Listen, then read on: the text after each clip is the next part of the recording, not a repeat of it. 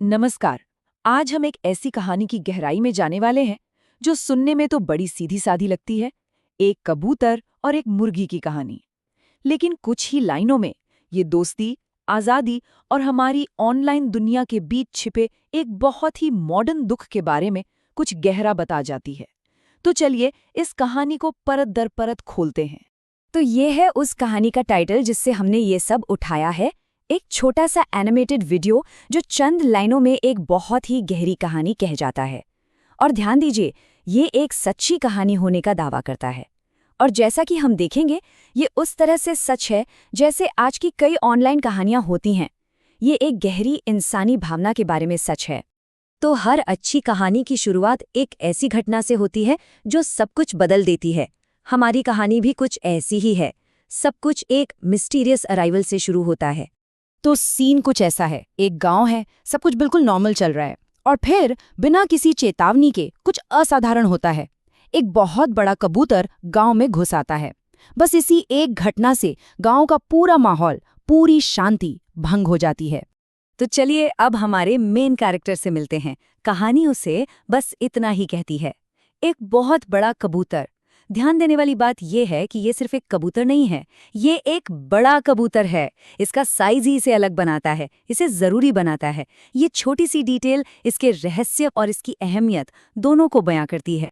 लेकिन जैसे ही हमारा हीरो स्टेज पर आता है, कहानी में एक डार्क ट्विस्ट आ जाता है। उसकी आज़ादी अचानक ही छीन ली जाती है। जो एक रहस्यमयी घटना थी, वो फौरन एक टकराव में बदल जाती है। गांव वाले उसे तुरंत पकड़ लेते हैं। कोई सवाल नहीं पूछा जाता, कोई बातचीत नहीं होती, बस सीधा उसे कैद कर लिया जाता है। हमारा हीरो अब एक कैदी है।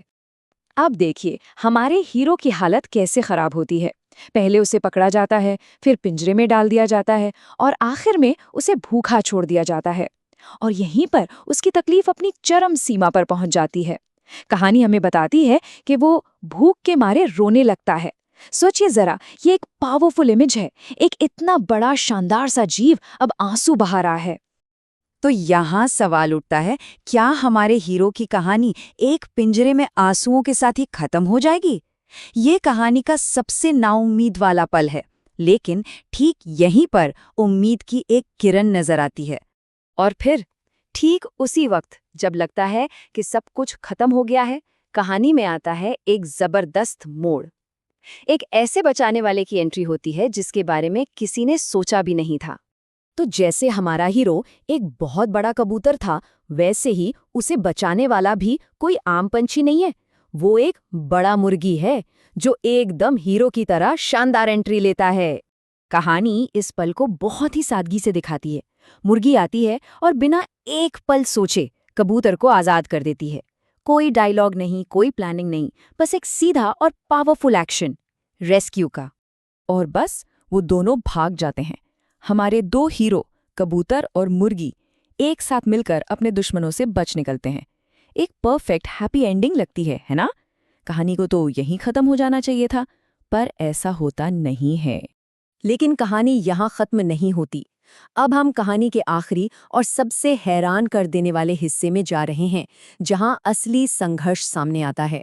वो दोनों आज़ाद हैं, पिंजरा पीछे छूट गया है, लेकिन फिर भी कुछ तो गड़बड़ है।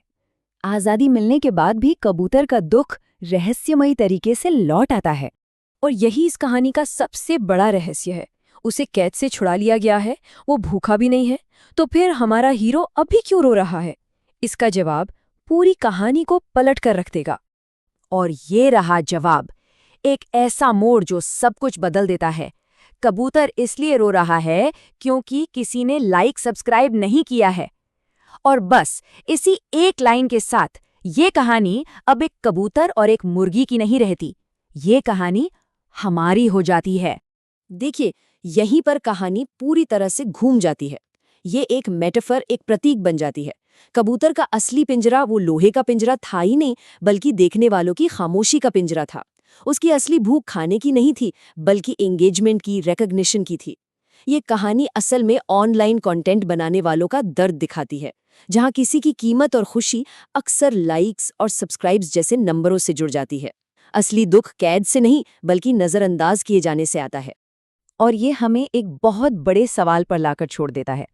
आज के इस कंटेंट वाले ज़माने में जब एक कहानी की कामयाबी अक्सर देखने वालों के एंगेजमेंट से नापी जाती है, तो एक सच्ची हैप्पी एंडिंग आखिर है क्या?